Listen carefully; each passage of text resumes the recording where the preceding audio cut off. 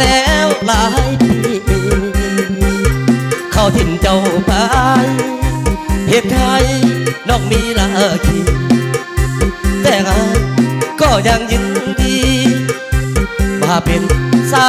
มีของนางถึงเป็นแม่ห้างกำสาอายก็ที่เอาขอมาเลี้ยงลูกแทนเขาขอเอาน้องบังร่วมทางลูก2 3 4อายยินดีจะเลี้ยงสอยน้องบ่ติว่าเป็นแม่ห้างบ่ว่าน้องคือผัวเก่าบ่ติว่าเจ้าเป็นของเก่าที่เขาใส่มาถึงคนเขาดันสิว่าอายดีนะ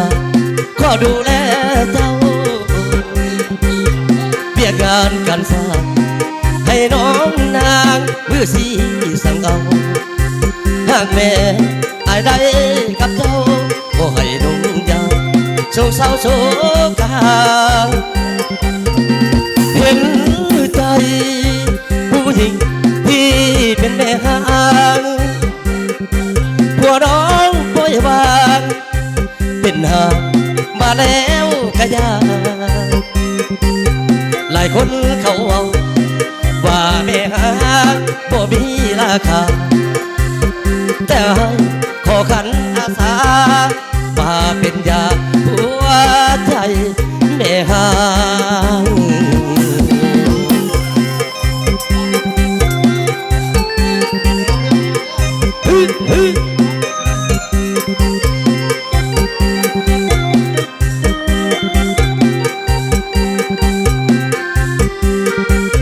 ขอเสียงผู้ใดป้าผัวใดบ่เนาะ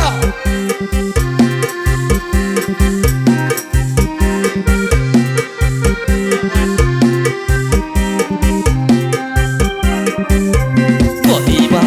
เจ้าเป็นของเก่าที่เขาใส่มาถึงคนเขานั้นสิว่าไอ้นี่นะขอดูแลเจ้าเบียกงานกันสร้างให้น้องนางมือสีสั่งเอาหากแม่อายได้กับเจ้าโอ้ให้นุ่งยาวโศกเศร้าโศกาเห็นใจผู้หญิงที่เป็นแม่ห้างผัวน้องปล่อยวางเป็นหางมาแล้วกะยาหลายคนเขาเอาว่าแม่ห้างบ่มีราคาแต่ขอขันอาสา